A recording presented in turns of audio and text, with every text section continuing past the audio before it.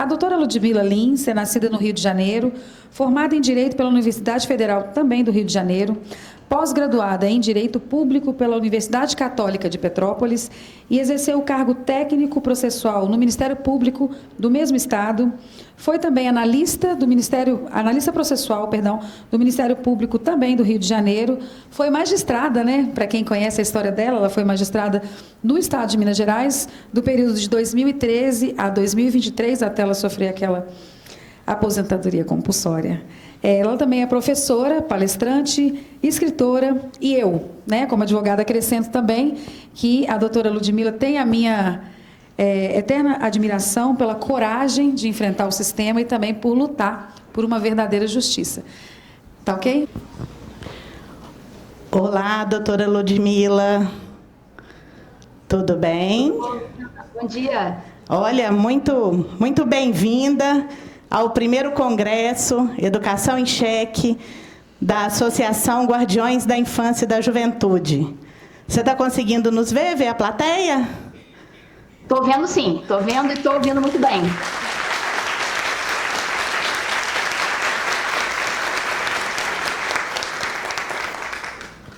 É uma grande honra para nós o seu aceite de dar aqui o seu testemunho, as suas palavras em relação a esse tema que tem tudo a ver, né, com a senhora, a não aceitação da mordaça e suas consequências.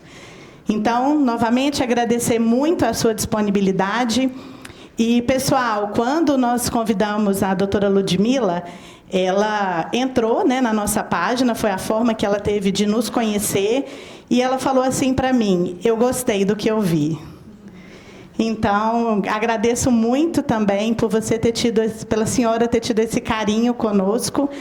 E nós já tivemos aqui hoje, doutora Ludmila, a palestra do senhor José Carlos Sepúlveda, que nos falou bastante, de uma maneira bastante importante, sobre o contexto histórico e as origens da subversão da educação. E agora que lhe antecedeu, a jovem professora de latim, Paula Senísio, falou sobre a ditadura do pensamento único e o que ela viveu, né, recentemente. Ela é recém-saída do ensino médio, então ela contou essas experiências para nós. Então, agora nós vamos passar a palavra para a senhora, que terá até às 10h50 para falar sobre a não aceitação da mordaça e as suas consequências. Muito bem-vinda.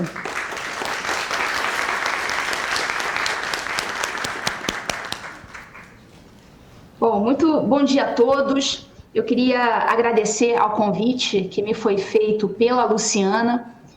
Eu de fato, já tinha tido contato com a Luciana, eu acho que em um evento em Brasília, salvo engano, um CIPEC, e ela me deu um bottom. Não lembro se foi você, Luciana, ou foi outra pessoa? Foi você mesma? Foi eu mesma. Eu estava no CPEC há 2 anos atrás e nós levamos alguns botões para certificar algumas pessoas que nós considerávamos pessoas que faziam trabalhos relevantes pelo Brasil, pelas crianças, pelas famílias. E foi nesse momento que eu quis te certificar. Foi isso mesmo. Então, ela me deu um bottom. Ela falou: você pode tirar uma foto com o bottom? Aí eu lembro que eu falei assim: pois é, mas antes eu vou ter que conhecer a instituição, porque eu não conheço, né?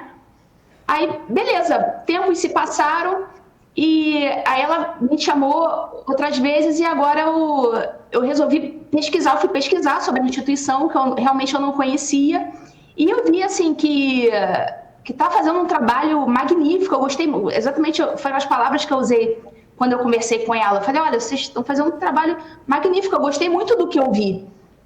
Pode contar comigo nesse evento que vocês vão fazer.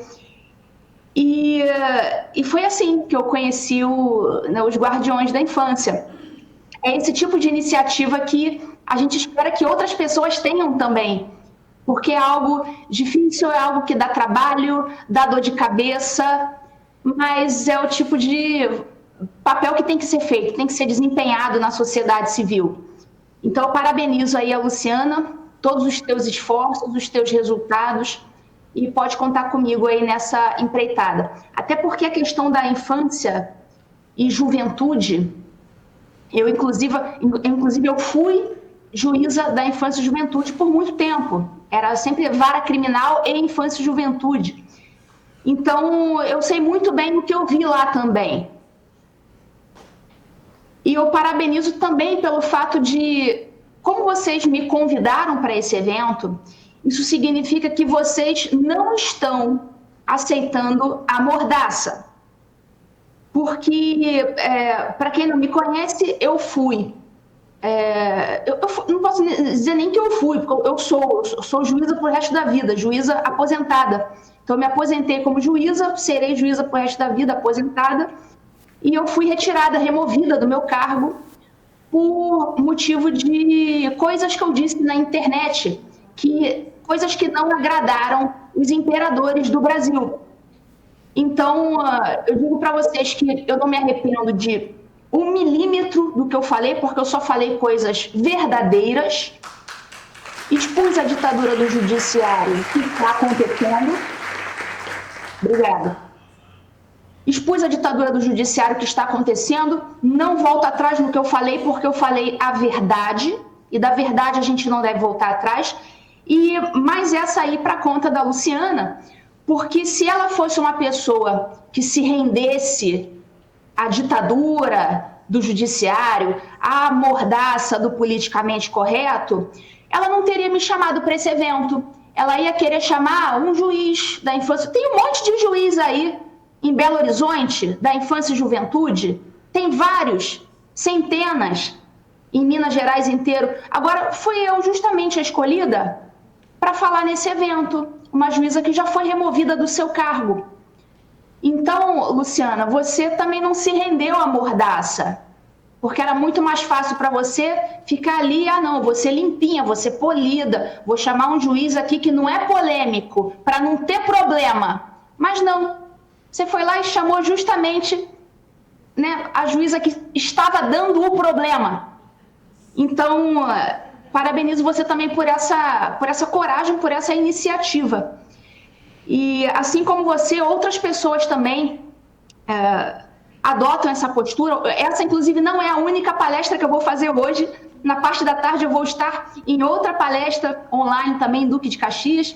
Então, assim, amanhã eu vou participar do programa 4x4 do Lacombe. Então, é um monte de gente que não está se rendendo à mordaça, que é o mote aqui dessa minha fala de hoje. Então, meu conselho é para o pessoal que está assistindo. Vocês estão vendo que tem pessoas que não estão se rendendo à mordaça, o que significa dizer que vocês também conseguirão não se render à mordaça. Reclamar do que precisa reclamar. E a infância e juventude, que é o foco dos guardiões, tem sofrido ataques por todos os lados.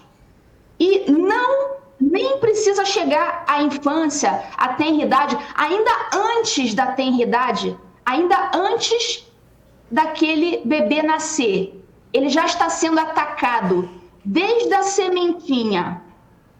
Então não precisa nem esperar crescer. Os ataques estão vindo desde o ventre e seguem de forma incessante até lá a adolescência, que é o que a gente está vendo nas escolas. Então, é todo tipo de ataque vindo de todo tipo de gente.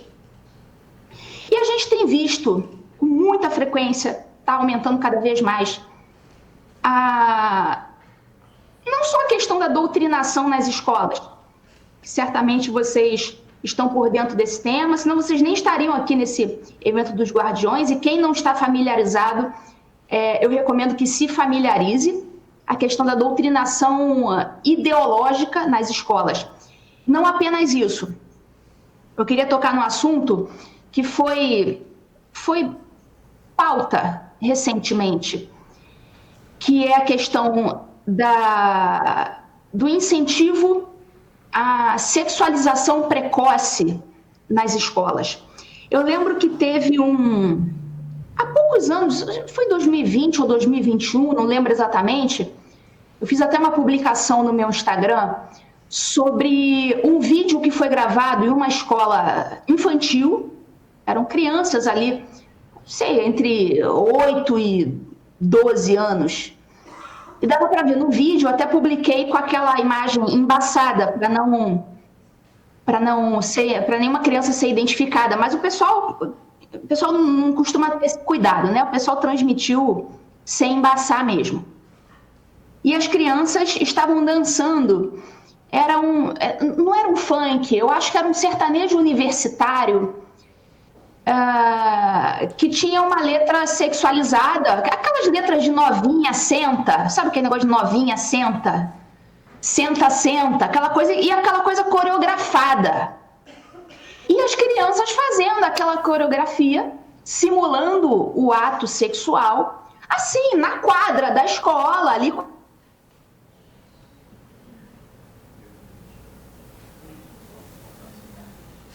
Coisa toda. Falei, mas peraí, em que momento esse tipo de coisa foi normalizada? Eu lembro até que na minha adolescência, ali, já não era mais adolescente, né? Anos 2000, havia aquela banda, aquele grupo El Chan. Assim, na minha lembrança remota, eu consigo chegar até aquela época, ali, entre 1995, eu era adolescente, 1995 até ano 2000 e pouco, El Chan, Boquinha da Garrafa, que também eram danças sexualizadas, né? Mas aquilo ali, enfim, as crianças repetiam tal, e me parece que as coisas estão escalando, porque nas danças do El Chan, se você for parar para pensar e reparar, era uma dança sexualizada, mas não era tão explicitamente como está sendo hoje, em que, de fato, o ato sexual ele é simulado, né, na sua integralidade. Então, me parece que a coisa está escalando e ali na escola todo mundo estava levando aquilo ali numa boa, como se fosse a coisa mais normal do mundo, crianças de 8 anos dançarem daquela forma. Então, essa é a forma gramsciana de fazer com que esse tipo de alienação, de deturpação moral, vá penetrando na sociedade, de forma que quando tomou conta, ninguém percebeu. Já estava todo mundo fazendo, repetindo e não repudiando, o que é pior. Ali eu não vi nenhum repúdio das tias daquela escola enquanto as crianças faziam aquilo. Então, isso quer dizer que a situação já foi normalizada. Então, para se reverter hoje em dia essa situação, é muito mais difícil. Enquanto você está brigando para não normalizar, você ainda consegue reverter mais fácil. Agora, quando a situação já foi normalizada, já está enraizada no nosso inconsciente coletivo, no nosso comportamento, aí é quase impossível de reverter. Mas eu disse quase, porque não é impossível. Agora vai ser um trabalho árduo, Então, hoje em dia a gente tem a tal da mordaça. Shows de drag queens nas escolas. Se você digitar no Google, você vai ver show de drag queen. Viram abre aspas, espetáculo do cavalo. Como é que era? Cavalo tarado. Uma coisa assim. Vocês viram? Não tem muito tempo isso. Esse é mais recente. Episódio do cavalo tarado. Aí foi lá um grupo tal, pago com dinheiro público, botou lá uma cabeça de cavalo e começaram a fazer danças eróticas para as crianças. Ninguém viu problema nisso. Falei, mas peraí. Como assim? Mas, felizmente, aquilo caiu na net. Aquilo ali foi para a internet. E o resultado me agradou. Por quê? Eu vi que milhares, se não milhões de pessoas, sim, repudiam aquilo. Então, me parece que a coisa ainda está num nível de normalização, sim, já se normalizou, só que uma normalização reversível, porque eu vi que muita gente, milhares de pessoas, repudiaram aquilo. Tanto que aí abriu-se investigação administrativa para ver quem foi que contratou o, abre aspas, show, ver quanto que foi gasto naquilo ali. Aí abriu-se aquela investigação dentro da escola, não sei quem foi que ordenou aquela despesa, abriu-se a investigação para ver aquilo ali. Então eu achei aquilo muito bom. As pessoas repudiaram publicamente e de forma veemente. E é isso que tem que continuar sendo feito.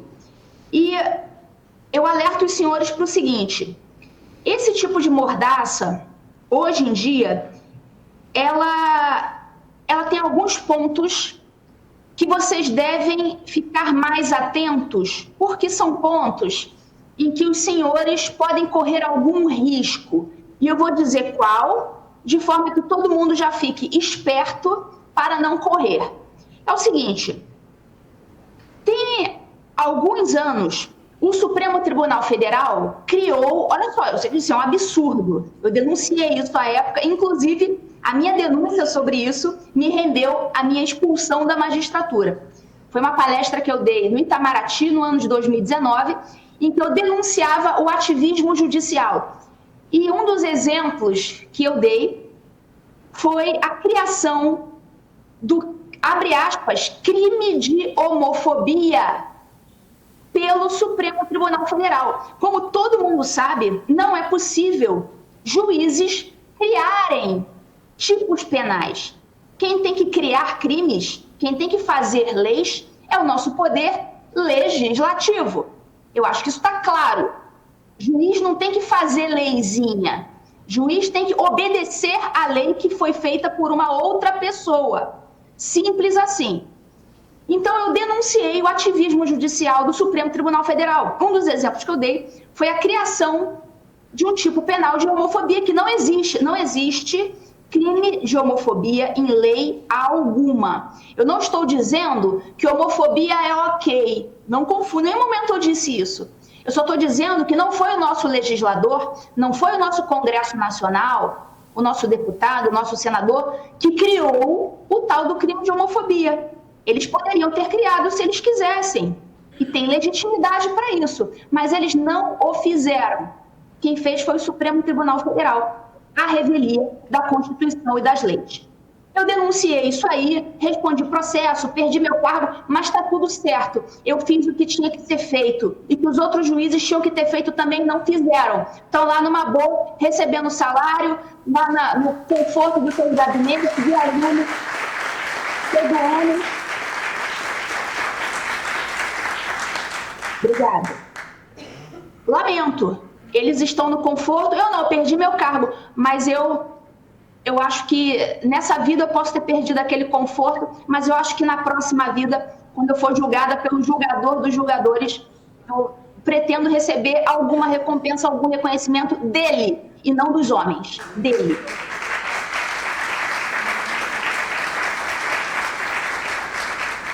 Obrigada. Voltando aqui à questão do tipo de homofobia, que eu quero alertar os senhores. Essa é uma pauta que vocês precisam ficar alertas. Por quê?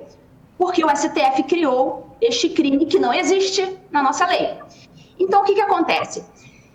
Se você, se você não tiver muita habilidade na hora de fazer uma denúncia, na hora de escrever um post na internet, que seja, você pode acabar sendo acusado de homofobia quando tudo que você estava fazendo era simplesmente apontando um delito alheio, apontando uma indecência, uma imoralidade de uma outra pessoa. Aí, quer dizer, de repente você vai lá, você vai reclamar lá do cavalo tarado, do espetáculo do cavalo tarado para as crianças, aí vai chegar alguém, opa, você é homofóbico, vai responder processo, é criminoso. É criminoso. Então, na hora de você fazer esse tipo de denúncia, leia, se for fazer um post na internet, por exemplo, escreva, não publique, leia uma vez, leia outra vez. Se ficar na dúvida, pede para outra pessoa ler, para não dar confusão.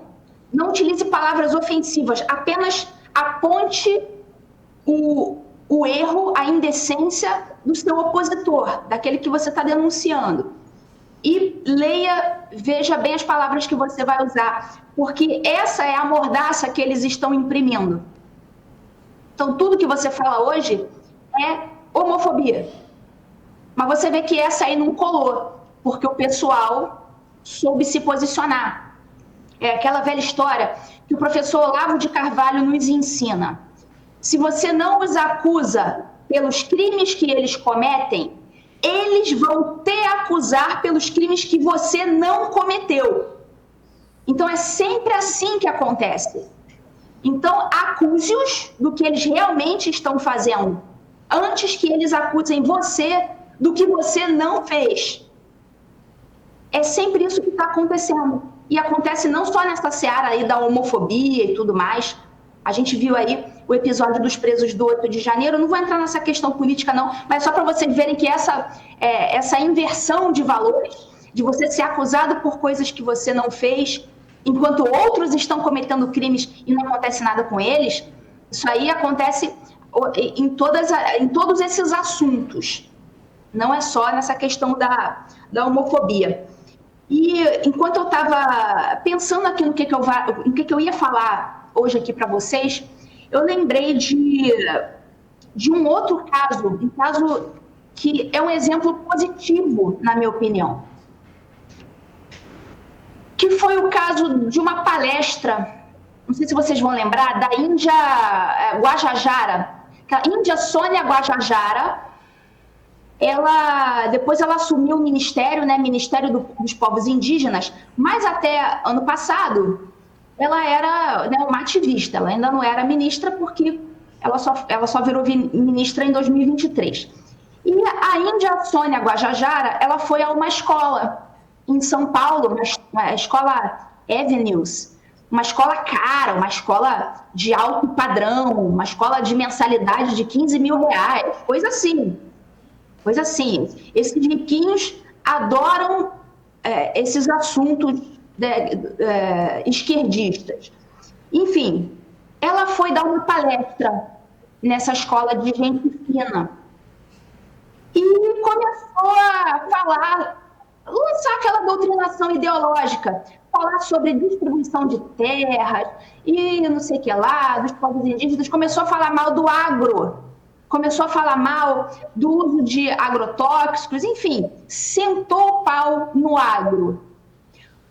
Um dos meninos, um adolescente chamado Vitório, até notei o nome dele, Vitório Furlan Vieira, até na época eu fiz um post parabenizando a coragem desse menino, um menino, acho que de 15 anos, que estava assistindo ali, obrigado, à palestra daquela mulher. Ele levantou o dedo. E, posso falar? E ele começou a refutar argumento por argumento. Quer dizer, os não argumentos levados pela Guajajara, o menino Vitório, de 15 anos, ou 16, começou a refutar os argumentos dela, com muita autoridade, até porque ele era filho, enfim, ele tinha a família dele era do agro, então ele estava familiarizado com aquele tema.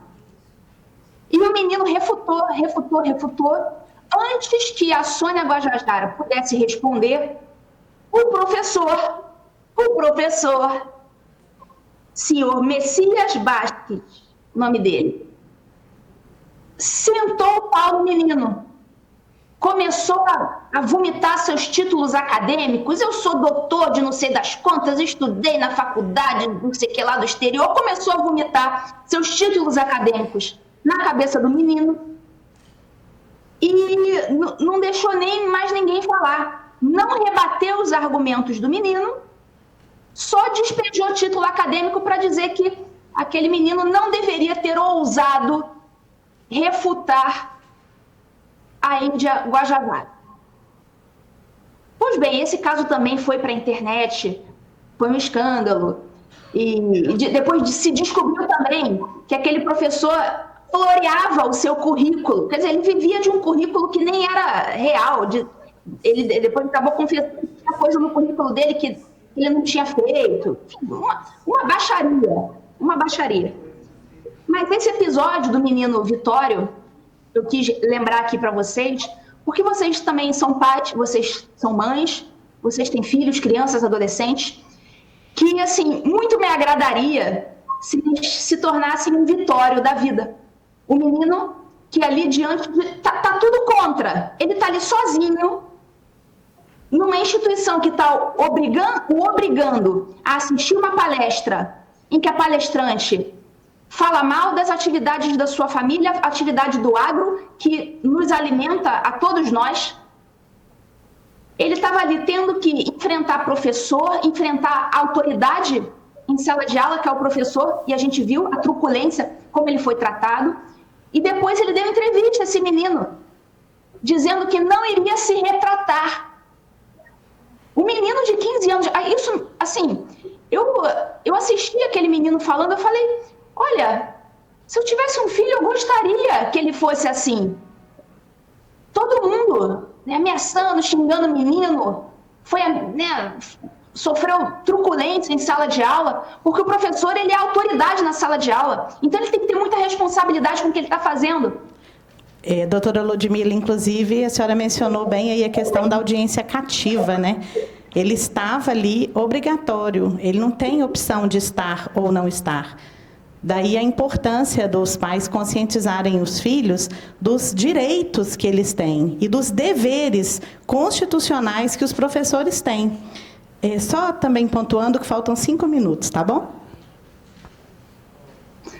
Obrigada. Então, eu falei, bom, se eu tivesse um filho, eu gostaria que fosse como esse menino. Então, eu quis trazer esse exemplo do menino Vitório para vocês saberem que, sim, é possível um adolescente, com seus 15 anos, já ter essa força de personalidade para enfrentar esse tipo de impostura, a qual ele é obrigatoriamente submetido. Então, a gente tem aquele costume de olhar, o rapazinho de 15 anos, não sei, coitadinho, ele ainda vai crescer. Não, ele já é um homem. Meninos de 15 anos, ali na década de 1910, 1920, eram homens feitos, já trabalhavam, já levava alimento para dentro de casa. Então, parar de tratar esses meninos de 15 anos como menininho, coitadinho, é homem feito, E, encerrando aqui, já que a gente está nos últimos minutos, lembrando do que o CNJ, Conselho Nacional de Justiça, fez no final do ano passado, enquanto muitas famílias iam para manifestações questionando a legitimidade das eleições, ainda que famílias que iam para a porta dos quartéis, enfim, solicitar o que quisessem. O CNJ deu uma determinação para os juízes da infância e juventude perseguirem esses pais que levavam crianças e adolescentes para esse tipo de manifestação. E os juízes, pusilânimes, que são, em sua grande maioria, o que fizeram? Obedeceram às ordens ilegítimas do CNJ. E instauraram um procedimento, mandaram verificar se tinha criança na manifestação. A pergunta que eu faço é o seguinte: qual que é a proibição que a Constituição faz, ou as leis, de criança em manifestação? Não existe nada. A criança não pode ser colocada em situação de risco. Manifestação é manifestação política. Criança e os pais assim entenderem, eles podem sim levar crianças e adolescentes em manifestação. O que eles queriam era reprimir o lado político incorreto, que eles consideravam incorreto e não queriam que ninguém participasse daquilo, e usaram a máquina pública, os juízes, para perseguir esses pais. Então, agradeço aí pela oportunidade que eu tive de fazer aqui algumas reflexões. Mais uma vez, parabenizo pelo trabalho de vocês aí do Guardião, na pessoa da Luciana, e contem comigo para o que der e vier, porque a luta é árdua e a gente não pode se curvar a essa mordaça. Tá? Muito obrigada, bom dia a todos.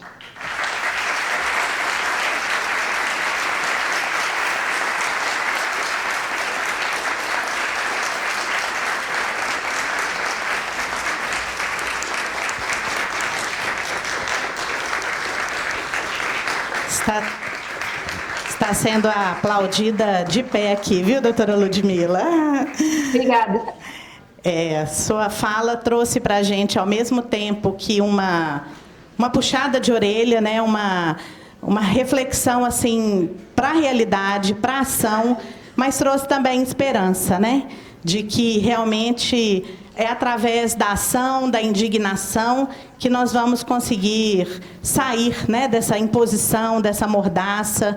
E, olha, a senhora falou muito aí, né, do meu nome, mas todos que estão aqui, como a senhora também mencionou, se estão aqui é porque também não aceitam a mordaça.